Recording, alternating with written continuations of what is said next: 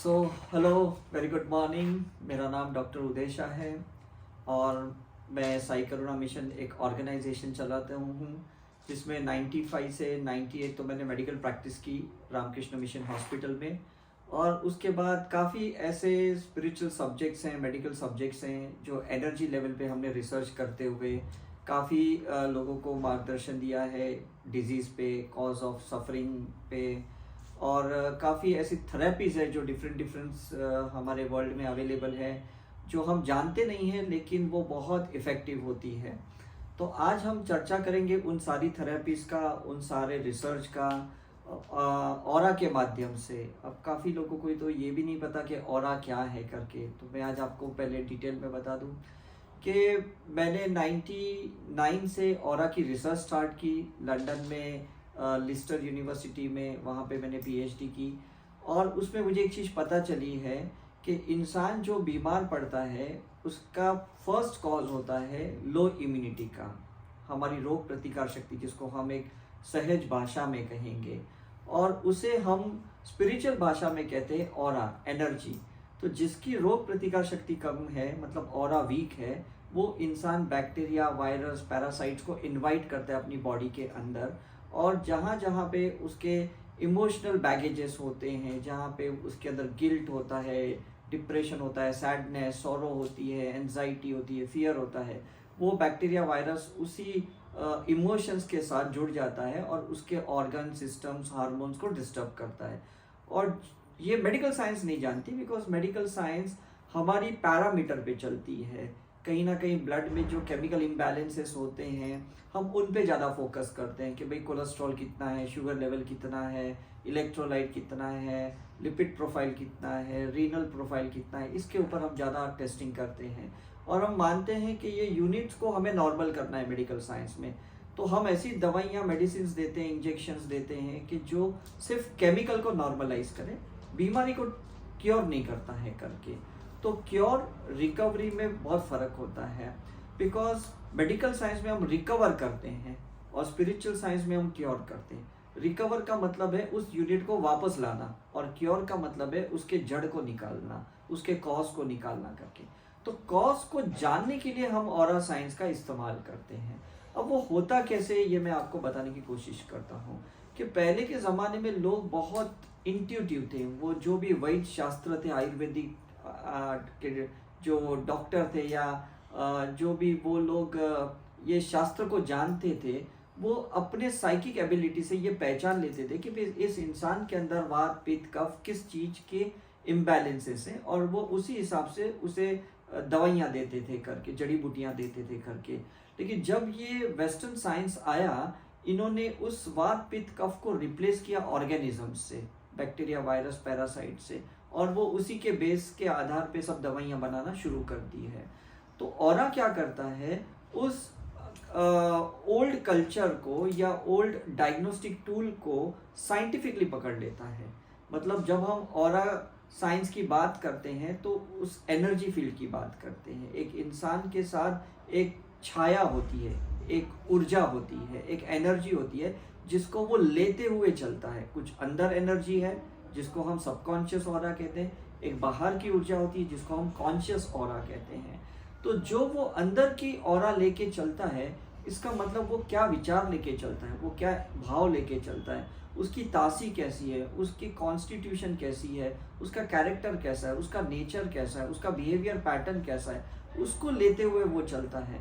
तो उसके आधार पे ऑरा डायग्नोसिस करता है, निदान करता है कि इसको कौन सी बीमारी हुई है, या आने वाले कुछ 6 महीने, 8 महीने, 1 साल में बीमारी होने वाली है। तो हाँ, ये बहुत अजीब सी बात है कि प्री डायग्नोसिस में ये मदद करती है। मतलब जिसको कहते हैं अर्ली स्क्रीनिंग। हम कहते हैं ना, prevention is better than cure. तो प्रिवेंट करने के लिए तो पहले उसको निदान तो करना होगा, डायग्नोसिस तो करना होगा। तो ऑरा ये बताती है भाई इसके अंदर इमोशंस फियर के हैं, तो 100% बीमारियां भी ऐसी कुछ अट्रैक्ट करेंगे या पैदा करेंगे अपने शरीर के अंदर। उसके अंदर कुछ एंजाइटी है या डिप्रेशन है तो डेफिनेटली वैसे ही करेंगे। फॉर एग्जांपल, जिसके अंदर सैडनेस ज़्यादा है, सॉरो ज़्यादा है, वो अपने लंग्स को वीक करता है, उसको अस्थमा के अटैक्स ज़्यादा आते हैं, राइट। तो दैट इस तरह से ऑरा में समझ में आता है। अब ऑरा का साइंस कलर बेस्ड होता है। वो कलर्स के माध्यम से, जिसको हम रेडियोलॉजिकल कहते हैं, रेडियोलॉजिकल साइंस कहते हैं, उस माध्यम से वो बताता है कि कौन सा कलर इंसान के लिए अच्छा है, कौन सा कलर कहाँ होना चाहिए, और कौन सा कलर नहीं होने की वजह से उसे कौन सी बीमारियां पड़ती हैं। ये बहुत खास वाली बात है। तो ऑरा साइंस के जो इतने साल के रिसर्च के बाद ये पता चला है कि हरा कलर का ऑरा एनर्जी लेवल सबसे बेस्ट होती है। इसलिए आप देखो कि जब हम हिल स्टेशन पे जाते हैं जहाँ ग्रीनरी बहुत है, पेड़ पौधे बहुत है, बड़े बड़े माउंटेन्स होते हैं, वहाँ पे हमें बहुत अच्छा सुकून सा महसूस होता है, बिकॉज हमारा ऑरा एक्सपांड हो जाता है, हमारी एनर्जी खुल जाती है, हम खुद खुल जाते हैं करके, ऐसा है। तो तब हमारे अंदर एक अच्छी इम्यूनिटी क्रिएट होती है जब हम पहाड़ों पे जाते हैं या पेड़ पौधों के बीच में रहते हैं, राइट। तो ये एक नॉर्मल साइंस सा है। हमने ये भी देखा है कि काफ़ी बार लोग कहते हैं भाई हरी सब्जी खाओ, हरी सब्जी खाओ। हरी सब्जी ही हमारा हरा कलर का ऑरा बढ़ाता है, और हमारा हरा ऑरा बढ़ने से हमारी इम्यूनिटी और स्ट्रांग होती है। तो ये कितना सिंपल टर्मिनोलॉजी है जो हम बचपन से इस्तेमाल करते जा रहे हैं, लेकिन हमें ये नहीं पता था कि ये ऑरा साइंस से जुड़ा हुआ है। Is right, that is very beautiful. काफ़ी बार हम ये भी कहते हैं यार इस इंसान को मिलके मुझे बहुत अच्छा लगा। क्यों कहते हैं? क्योंकि उसका कुछ ऑरा हरा कलर का है और हमें उसके ऑरा में बहुत सुकून सा महसूस होता है, हैप्पीनेस लगती है, जॉयफुल महसूस होता है या पीसफुल महसूस होता है। जैसे हम गुरुओं के, संतों के सानिध्य में आते हैं, उनके आश्रम में जाते हैं या उनके साथ बैठते हैं, सत्संगों में बैठते हैं, बहुत अच्छा लगता है क्योंकि गुरुओं का हार्ट चक्र ओपन रहता है, हरा कलर का होता है, तो डेफिनेटली उनके ऑरा में बैठने से हमें बहुत अच्छा लगता है।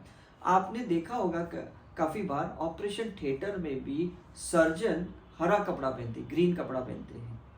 तो ये तो किसको पता ही नहीं था ये ग्रीन कपड़ा क्यों पहनते हैं। इसका रीज़न अगेन सिंपल है कि पेशेंट को ग्रीन कलर की एनर्जी से ही उसका इलाज जल्दी हो सकता है। तो सर्जन भी कहते हैं, इवन नर्स होती है वो भी हरा कपड़ा पहनती है जो असिस्ट करती है ऑपरेशन थिएटर में। तो ये कितनी अजीब सी बात है कि ये कलर का साइंस हमें नहीं पता कि हमारे शरीर को कितना सूदिंग होता है करके। वास्तुशास्त्र में भी काफ़ी बार ये कहा गया है कि कलर के मायने होते हैं। जैसे रंग, दीवालों के रंग होते हैं, वैसे आपके विचार होते हैं। जैसे आप सोचते हो वैसी तरंगे निर्माण होती है, और जो तरंगे निर्माण होती है उसी को ऑरा कहते हैं। मतलब ऑरा सिर्फ अंदर नहीं होता, ऑरा हम बाहर भी फेंकते हैं, एनर्जी को वाइब्रेट हम बाहर भी करते हैं। तो काफ़ी बार हम ये भी कहते हैं कि कुछ लोगों के घर पे जाने के बाद मुझे बहुत अच्छा लगता है, और कुछ लोगों को हम कहते हैं नहीं, घर पे जाने के बाद मुझे डल सा फील होता है, मज़ा नहीं आ रहा है। क्यों? क्योंकि उसका ऑरा बहुत नेगेटिव है। और नेगेटिव ऑरा क्या होता है? नेगेटिव ऑरा का मतलब है लो फ्रीक्वेंसी। लो फ्रीक्वेंसी का मतलब red colour, brown colour, grey colour, black colour, ये लो फ्रीक्वेंसी के ऑरा के कलर होते हैं। तो कहीं ना कहीं जब हमारी भी ऊर्जा डल होती है तो कहीं पे भी जाने के बाद भी मज़ा नहीं आता है, और जब हमारी ऑरा खुद पॉजिटिव होती है तो मतलब हम भीड़ भाड़ में भी जाए ना तो भी हमें कोई फ़र्क नहीं पड़ता। ऐसा नहीं कि पहाड़ों पे जाके ही हमें सुकून मिलेगा, हमारा खुद का ऑरा इतना पॉजिटिव है कि हम कहीं पे भी जाएंगे, क्राउड के बीच में भी हमें अपना बहुत मज़ा आता है करके। तो ये ऑरा साइंस जानने के लिए हमें ऑरा स्कैनिंग करनी पड़ती है, जो हम पिछले कई सालों से करते हैं। हमने 2.5 लाख लोगों का ऑरा स्कैन किया है, कुछ मरीजों का किया है, नॉर्मल इंसान का किया है, हेल्दी लोगों का किया है, संत साधुओं का किया है। और आपको जान के ताज्जुब होगा कि ऑब्जेक्ट का भी ऑरा होता है, मतलब जो जिसमें जीव नहीं है उसका भी ऑरा होता है। आप बोलो कि ये कैसा है? देखो सिंपल सी बात है, हर एक चीज़ के अंदर इलेक्ट्रोमैग्नेटिक फील्ड होती है, हर एक चीज़, और उसी इलेक्ट्रोमैग्नेटिक फील्ड को ऑरा कहते हैं करके। मतलब अगर आप इलेक्ट्रिकल प्लग कहो या रुद्राक्ष कहो या जेमस्टोन कहो, कोई भी चीज़ कहो, टीवी, फ्रिज, मोबाइल, हर एक के अंदर इलेक्ट्रोमैग्नेटिक चीज़ें होती है, तरंगे होती है। तो ऑरा से ये पता चलता है कि वो ऑब्जेक्ट क्या हमारे लिए अच्छा है या बुरा है। जैसे आजकल हम कहते हैं कि भाई मोबाइल का कम इस्तेमाल करो, उसके रेडिएशन आपको हार्म करेंगे। कैसे हार्म करेंगे? हमारे ऑरा को वो सिकुड़ देता है, श्रिंक कर देता है, उसको नैरो कर देता है, ड्रेन कर देता है हमारी एनर्जी को, और इसी के वजह से हमारे अंदर एक बीमारियां क्रिएट होती है। तो ये चीज़ ध्यान में रखना कि ऑब्जेक्ट को भी हमारे पास रखने से हमारा ऑरा पॉजिटिव या नेगेटिव हो सकता है। तो सोच समझ के वस्तुओं को अपने पास रखिए। जब हमने वास्तु के ऊपर भी पीएचडी की थी, रिसर्च किया था, तब पता चला कि हम जब घर में कुछ क्लटर्स रखते हैं, अनवांटेड चीज़ें रखते हैं ना, तो हमारा ऑरा खराब हो जाता है, नेगेटिव हो जाता है। और काफ़ी लोग बीमार तो इसी के लिए पड़ते हैं कि वो अनवांटेड चीज़ों को रखते हैं।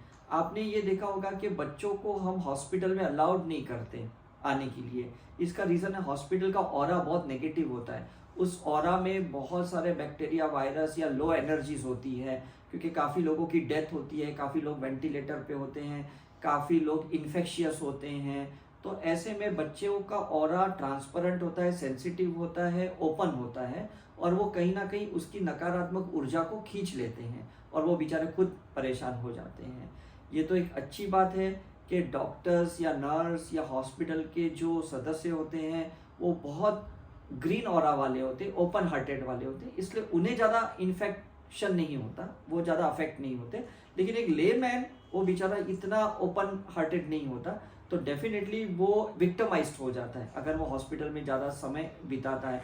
तो हॉस्पिटल में भी आप देखो कि सिर्फ number of hours he visitors को अलाउ करते हैं, और सेम अगर आप जेल में भी जाओगे तो जेल में भी आप देखोगे कि पूरे 24 घंटे में सिर्फ 2 घंटे ही विजिटर्स को अलाउड है, बिकॉज जेल में भी ऑरा बहुत नेगेटिव होता है, क्योंकि सारे शातिर दिमाग के लोग होते हैं, क्रिमिनल किस्म के लोग होते हैं, उनका माइंड बहुत नेगेटिव होता है। तो अगर ज़्यादा समय अगर आप वहाँ स्पेंड करोगे तो डेफिनेटली आपका माइंड भी नेगेटिव हो जाता है।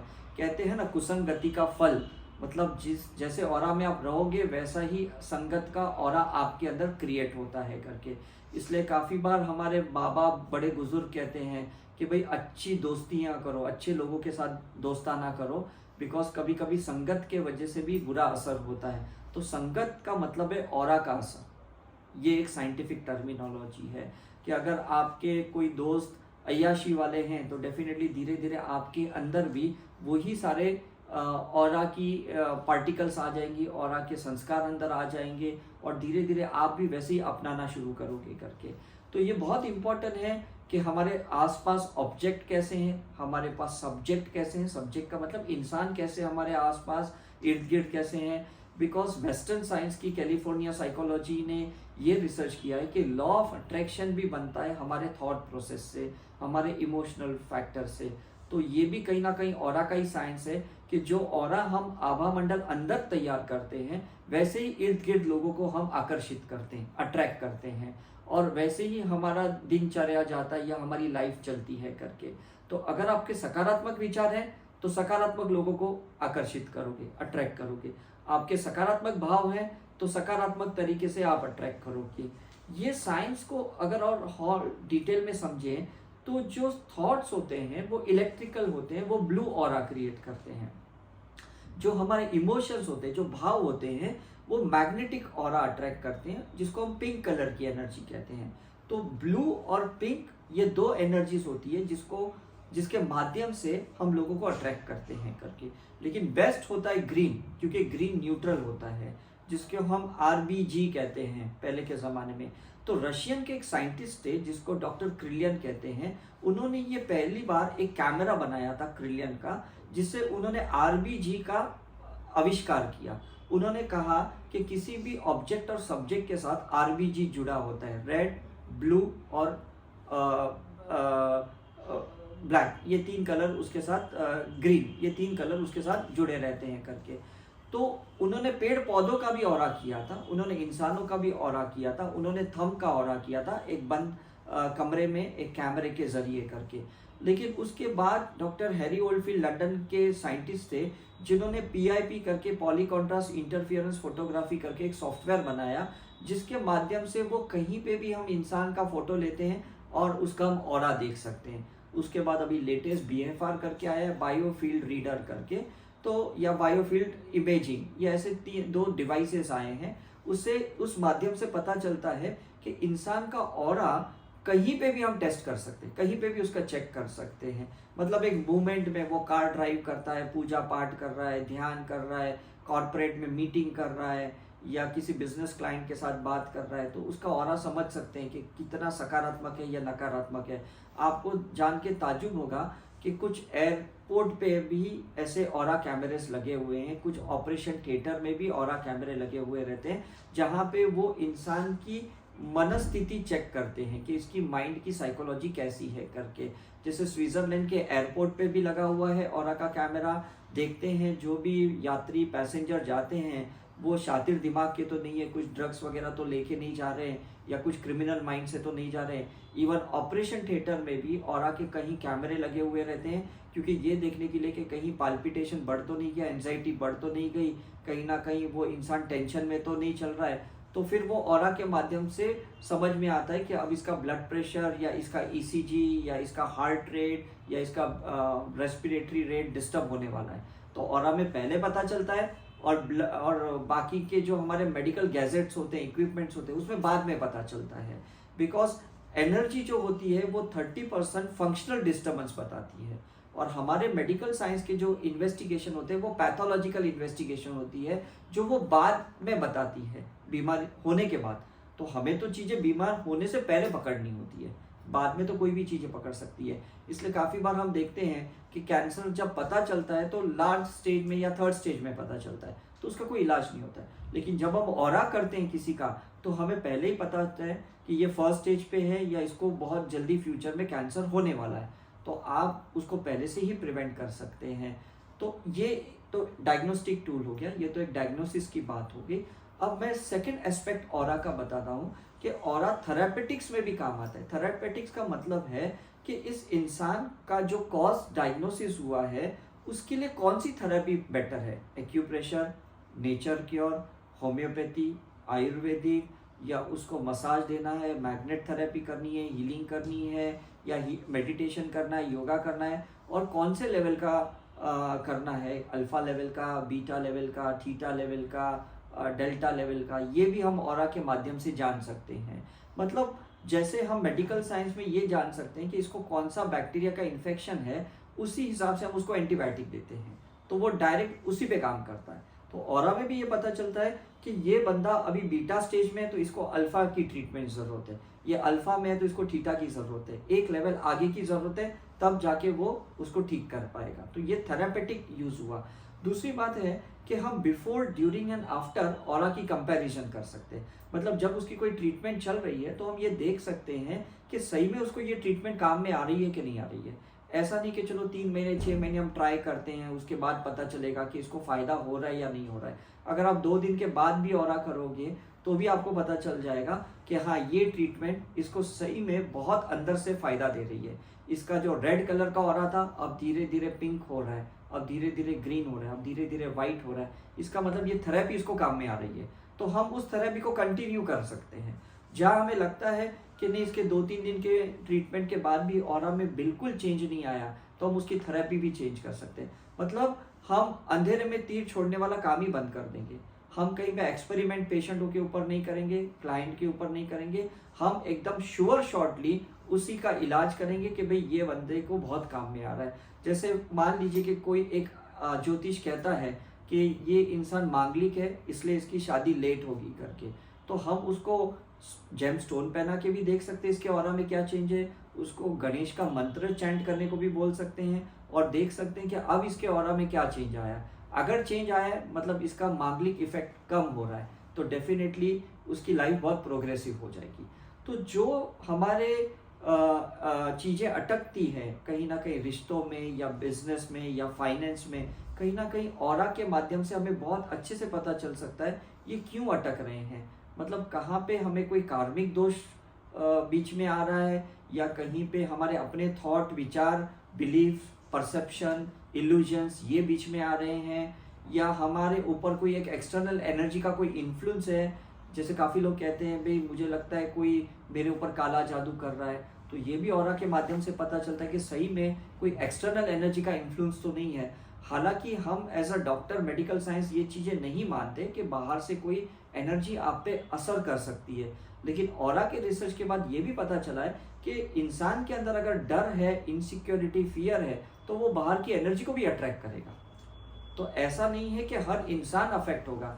अगर आप बहुत डिटरमाइंड हो, करेजियस हो, कॉन्फिडेंट हो, तो बाहर की एनर्जी का कोई असर आप पे नहीं होने वाला है। लेकिन कहीं ना कहीं आप खुद अंदर से कमज़ोर हो तो बाहर की ऊर्जा का डेफिनेटली आप पे हावी होना, ऑरा का होना, ये बहुत मामूली सी बात है और ये डेफिनेटली होने वाला है करके। तो ये एक होता है कि डायग्नोसिस के लिए, थेरापेटिक्स के लिए काम आती है। उसके बाद हमने ऑरा के रिसर्च में कॉम्पैटिबिलिटी देखी है। कॉम्पैटिबिलिटी का मतलब है दो इंसान का ऑरा मैच हो रहा है या नहीं हो रहा है, ये देखने के लिए। बिजनेस पार्टनर है, लाइफ पार्टनर है, या बच्चे और पेरेंट्स के बीच की एनर्जी का कितना मिलाप है या कितना डिफरेंसेस है, ये जानना बहुत ज़रूरी है। क्योंकि काफ़ी बार हम कहते हैं ना, मेरी इसके साथ बनती है, उसके साथ बिल्कुल नहीं बनती है। क्यों नहीं बनती है? उसका ऑरा और हमारा कॉन्ट्राडिक्टरी है।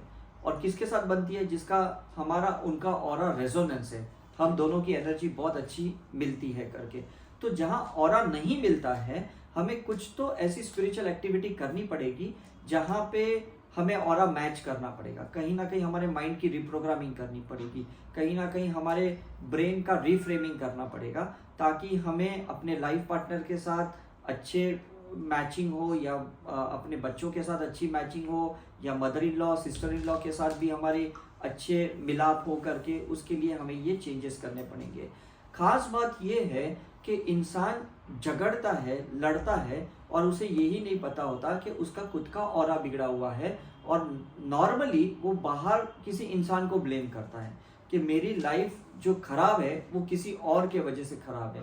लेकिन जब हम ऑरा करते हैं किसी का, तो हम बताते भाई बाहर से किसी के वजह से आपकी लाइफ मैस नहीं है, कोई रुइन नहीं हुई है, कोई बर्बाद नहीं हुई है, या आपका अंदर का ऑरा एनर्जी में गड़बड़ है। और उसको जब आप चेंज करोगे तो रिश्ते भी बदल जाएंगे, आपका बिजनेस भी अच्छा होगा, आपको अच्छा जॉब का ऑफर आएगा, क्लाइंट भी अच्छे आएंगे, और आपकी प्रोग्रेस बहुत फास्ट हो जाएगी। तो ये बहुत है, मतलब हमें मैनिपुलेशन करने की ज़रूरत नहीं है, हमें करेक्शन करने की ज़रूरत है, हमें ट्रांसफॉर्मेशन करने की ज़रूरत है। कॉर्पोरेट लेवल में क्या होता है ना, मैनिपुलेशन करते हैं, माइंड पावर वाले मैनिपुलेशन करते हैं, एनएलपी वाले मैनिपुलेशन करते हैं। हम लोग काफ़ी बार ऑरा के माध्यम से स्पिरिचुअल एथिक्स बताते हैं कि कौन से लॉ आपने तोड़े हैं जिसके वजह से आपका ये ऑरा बिगड़ा हुआ है। तो मैनिपुलेशन करने की ज़रूरत नहीं है, आपको सिर्फ उस लॉ को फॉलो करने की ज़रूरत है।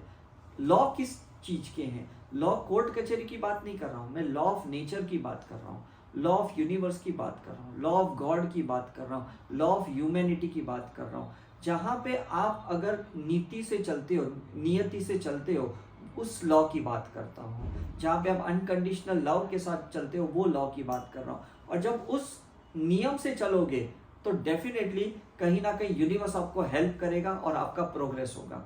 और जब आप नियम से नहीं चल रहे हो, जैसे अभी आपने कोरोना के काल में देखा कि इंसान ने जो भी इस वातावरण का विनाश किया, उसके वजह से कोरोना डेवलप्ड हुआ और वो ह्यूमन के ऊपर हावी पड़ गया करके। तो कहीं ना कहीं हमने कोई कुदरत के नियम तोड़े, वातावरण खराब किया, ग्लोबल वार्मिंग लेके आए, और इसके वजह से ये वायरस पैदा हुए और हमारे ही लंग्स को उन्होंने अफेक्ट किया करके। काश इंसान अगर पहले से अपना ऑरा चेक कर लेता तो उसको समझ में आता मेरे लंग्स कितने वीक हैं, मेरा माइंड कितना नेगेटिव है, और मैंने कितने एलिमेंट को, 5 एलिमेंट्स को, पंच महाभूता को डिस्ट्रक्ट किया है, हार्म किया है, जिसके वजह से ये बैक्टीरिया, ये वायरसेस पैदा हुए हैं करके। तो हमें ये जानना है कि हमारा शरीर जो पंच महाभूता से बना है, 5 एलिमेंट से बना है, उस 5 एलिमेंट में से कौन सा एलिमेंट सकारात्मक है और कौन सा एलिमेंट नकारात्मक है, हमने कौन से एलिमेंट को नेगेटिवली अपने शरीर के अंदर रखा है करके।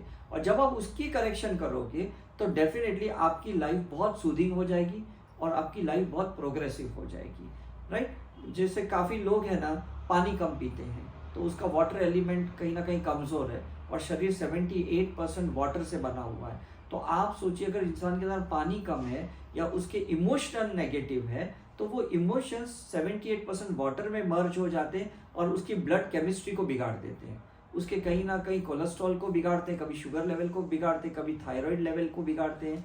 तो वो करेक्शन वाटर एलिमेंट का उसको करना ज़रूरी है। तो हर एलिमेंट का करेक्शन ऑरा बताता है कि इसके अर्थ एलिमेंट के ऑरा को करेक्ट करना है, कि इसके वाटर एलिमेंट के करेक्शन को करना है, इसके फायर एलिमेंट का करेक्शन करना है, इसके एयर एलिमेंट का करेक्शन करना है, ईथर एलिमेंट का करेक्शन करना है। ये हमारे मेडिकल साइंस में हमें कभी इसका ज्ञान नहीं मिला और कभी इसकी करेक्शन नहीं मिली। तो इसलिए शायद पेशेंट हमेशा के लिए पेशेंट ही रह जाता है, उसकी बीमारी हमेशा के लिए बीमारी ही रह जाती है, उसको दवाई जो हम शुरुआत करते हैं उसको एंड ऑफ द लाइफ तक खानी पड़ती है, चाहे वो ब्लड प्रेशर की दवाई हो, डायबिटीज़ की दवाई हो या अस्थमा की दवाई हो। लेकिन जब हम ऑरा करते हैं और जब हम कारण निकालते हैं कि इसका ये कारण है बीमार होने का, और जब कारण को निकालते हैं तो इफेक्ट भी निकल जाता है, समझ। तो ये सिंपल सी बात है कि रूट कॉज निकालो, रूट कॉज निकल गया तो बीमारी निकल गई। जैसे चींटियां हम देखते हैं, हम चींटियों को कितना भी हटाएं दूसरी चींटियां आ जाती है, लेकिन जो शक्कर के दाने की वजह से चींटियां आई है, तो अगर शक्कर का दाना ही हटा दिया तो चींटियां गायब हो जाती है। तो कॉज निकल गया, इफेक्ट निकल गई। तो ऑरा में यही पता चलता है कि कारण कहाँ पे है, विचारों में, आहार में, विहार में, व्यवहार में या कर्मा में, कहाँ पे आपका कारण है। उस कारण की करेक्शन करेंगे तो डेफिनेटली हमारा इलाज बहुत फास्ट होगा और परमानेंट होगा। और जो हम मेडिकल इलाज करते हैं वो फास्ट होता है लेकिन टेम्पररी होता है। तो ये एक फ़र्क होता है, राइट। तो कहीं ना कहीं हमें अपनी वाइटल फोर्स बढ़ानी है, जैसे होम्योपैथी वाले कहते हैं। कहीं ना कहीं हमें जो वात पित्त कफ है उसका बैलेंस करना है, जैसे आयुर्वेदिक शास्त्र बताते हैं। कहीं ना कहीं हमारे मैरिडियंस के ब्लॉकेजेस को निकालने, जैसे एक्यूप्रेशर एक्यूपंक्चर वाले कहते हैं। कहीं ना कहीं हमारे नाड़ियों को खोलना है, जो हमारा स्पिरिचुअल साइंस कहता है या आयुर्वेदिक का शास्त्र कहता है कि नाड़ियों को खोलने से बीमारियां क्लियर हो जाती है करके। तो ये जो चीज़ें हैं ऑरा में समझने वाली बात है कि आभा मंडल के हमारे साथ क्या क्या चीज़ें जुड़ी हैं। हमारे रिश्ते, हमारी हेल्थ, हमारा फाइनेंस या हमारा स्पिरिचुअल प्रोग्रेस या इवन हमारा एजुकेशन माइंड कितना है, हम कितने क्रिएटिव हैं, कितने लॉजिकल है, कितने एनालिटिक है, ये ऑरा के माध्यम से पता चलता है। जैसे कि मान लो बहुत इमोशनल पर्सन है तो उसका ऑरा बहुत पिंक होगा। मान लो कोई बंदा बहुत लॉजिकल है, उसका ऑरा बहुत ब्लू कलर का होगा। तो कहीं ना कहीं ब्लू कलर को ट्रैंक्विलाइज करना पड़ेगा, ओवर लॉजिक ओवर थिंकिंग को कम करनी पड़ेगी।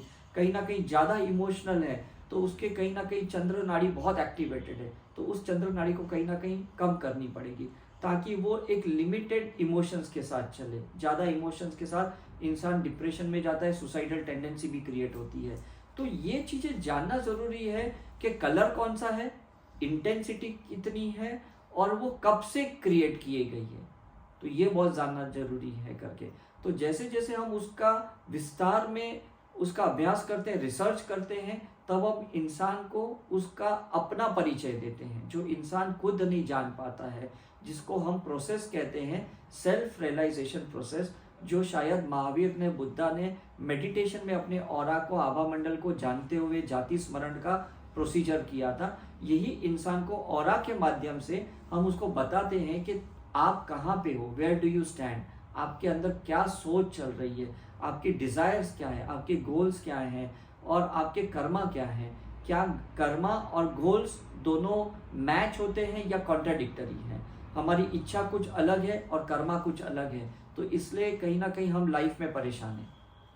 तो जब हम ऑरा के माध्यम से समझते हैं कि मुझे ये कार्मिक क्लियरेंस करना है और जब हम कर भी लेते हैं तो हमारा मैनिफेस्टेशन इजी हो जाता है, हमारे अचीवमेंट्स बहुत जल्दी हो जाते हैं, हमारी लाइफ बहुत पीसफुल, पॉजिटिव और बहुत ही मिराक्युलस हो जाती है। हमें उसके लिए कोई संत साधुओं के पास जाके तावीज या कुछ धागे मंत्र लेने की ज़रूरत नहीं है। हमें बस अपना अंदर करेक्शन करना है, ऑरा का, माइंड का करेक्शन करना है, थॉट का करेक्शन करना है। तो वो करेक्शन करने से डेफिनेटली एक न्यू एनर्जी क्रिएट होती है और न्यू एनर्जी क्रिएट करने की वजह से हमारी लाइफ इसी बॉडी में, इसी सोल के साथ एक नई हो जाती है करके। ये जानना ज़रूरी है। ऐसा नहीं है कि इसके लिए एक नया जन्म लेना पड़ेगा, फिर से आपको मरना पड़ेगा, ऐसा कोई ज़रूरी नहीं है। जैसे हम मोबाइल में, लैपटॉप में समय समय के बाद एक वाईफाई कनेक्शन से एक नया सॉफ्टवेयर डालते हैं, अपग्रेडेड वर्जन को डालते हैं, इंस्ट्रूमेंट वही होता है लेकिन अब सॉफ्टवेयर अंदर अलग होता है।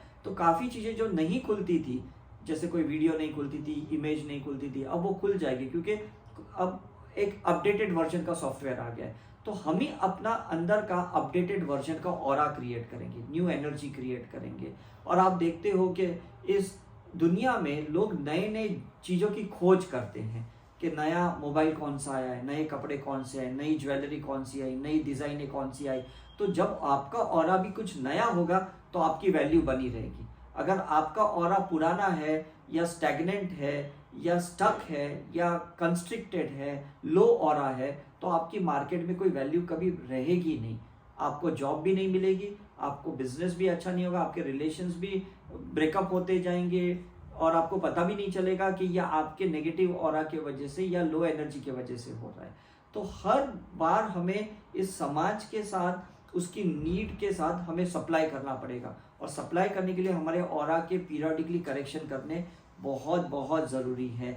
हम साई करुणा मिशन में बहुत सारे ऐसे सेमिनार्स लेते हैं, बहुत सारे ऐसे वर्कशॉप्स लेते हैं करेक्शन करने के लिए, बहुत सारे रेसिडेंशियल रिट्रीट लेते हैं जहाँ पे हम लोगों के बॉडी से लेके सोल लेवल तक की करेक्शंस करते हैं। मतलब हम योगा से लेके पास्ट लाइफ रिग्रेशन तक भी करते हैं, ताकि लोगों का ऑरा चेंज हो और वो खुद विटनेस करें कि हाँ, पहले मुझे इस चीज़ का बहुत बुरा लगता था, अब मुझे बिल्कुल बुरा नहीं लगता है। पहले मेरे में पेशेंस नहीं था, अब मेरे में बहुत पेशेंस आ गया।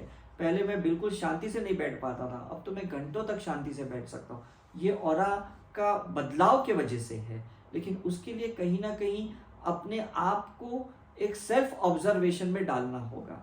और सेल्फ ऑब्जर्वेशन का मतलब है कहीं ना कहीं हमें अंदर की यात्रा करनी होगी, हमें अपने अंदर झांकना होगा कि हमारे ऑरा में क्या ऐसा है जिसके वजह से हम आगे प्रोग्रेस नहीं कर पा रहे हैं। तो ऐसे जब रेसिडेंशियल रिट्रीट, जब साई करुणा मिशन ऑर्गेनाइज करते हैं अच्छी अच्छी जगहों पे, वृंदावन है, ऋषिकेश है, शिरडी है, पौंडीचेरी है, तो वहाँ पे जब गुरुओं की, संतों की, भगवानों की ऊर्जा ऑरा बहुत पॉजिटिव है, तो वहाँ पे जाति स्मरण करना, सेल्फ रियलाइजेशन करना बहुत ईजी हो जाता है। तो जैसे पहले के ज़माने में राजा महाराजा जाते थे, अपने बच्चों को गुरुकुल भेजते थे गुरुओं के पास, और वहाँ पे बहुत सारी अलग अलग विद्याएं सीखते थे, बहुत सारी अपने अंदर के जो डर, गुस्सा, उसके ऊपर वो काम करते थे करके। तो ऐसे ही रेसिडेंशियल रिट्रीट साई करुणा मिशन ऑर्गेनाइज करते हैं, पार्टिसिपेंट्स आते हैं और हम उनकी फर्स्ट डे और लास्ट डे ऑरा की चेकिंग करते हैं और उनके अंदर बदलाव देखते हैं कि पास्ट लाइफ रिग्रेशन के पहले ऑरा कैसे था, पास्ट लाइफ रिग्रेशन के बाद ऑरा कैसा था, मेडिटेशन के पहले ऑरा कैसा है, मेडिटेशन के बाद ऑरा कैसा है, योगा के पहले ऑरा कैसा था, योगा के बाद ऑरा कैसा है, डाइट करने के पहले, डाइट करने के बाद कैसा ऑरा है। ये जानना बहुत ज़रूरी है। और ख़ास बात यह है उसको कंसिस्टेंट रखना है। ऐसा नहीं कि एक बार ऑरा चेंज हो गया तो परमानेंटली चेंज ही रहने वाला है। उसके लिए पुरुषार्थ करना पड़ेगा, महीनों तक, सालों तक, फिर वो आपको फ्रूटफुल रिजल्ट देगा। ये ओवरनाइट बिजनेस नहीं है कि बस आज के दिन ऑरा चेंज हो गया तो मैनिफेस्टेशन भी हो गया, ऐसा नहीं है। उसको मेंटेन भी तो करना होगा कि नहीं, ये बहुत खास बात है। हम महंगी से महंगी चीज़ BMW या महंगा मोबाइल ले तो लेते हैं, लेकिन उसको मेंटेन भी करना पड़ता है। अगर हम मेंटेन नहीं करते हैं तो वो चीज़ें बिगड़ जाती है और कहीं ना कहीं वो लाभ कम देती है और नुकसान ज़्यादा करती है। तो इसी तरह से स्पिरिचुअल रिट्रीट्स में आने के बाद भी लोगों को हम रिक्वेस्ट करते हैं कि अपने ऑरा को पॉजिटिव बरकरार रखने के लिए आपको साधना कंटिन्यूस करनी पड़ेगी, डाइट का प्रोटोकॉल फॉलो करना पड़ेगा, आपको कहीं ना कहीं एनर्जी का करेक्शन कंटिन्यूस करना पड़ेगा, माइंड को कंटिन्यूसली पॉजिटिव रखना पड़ेगा, तब जाके आपको लॉन्ग लास्टिंग रिजल्ट मिलेगा। तो मुझे लगता है आज ऑरा साइंस में हमने बहुत कुछ जान लिया कि कितना एनर्जी का करेक्शन, ऑरा का करेक्शन से हमारी लाइफ सुधर सकती है। हमें बाहर से कोई चीज़ की ज़रूरत नहीं है, हमें अपने ही अंदर के बदलाव की बहुत ज़रूरत है करके।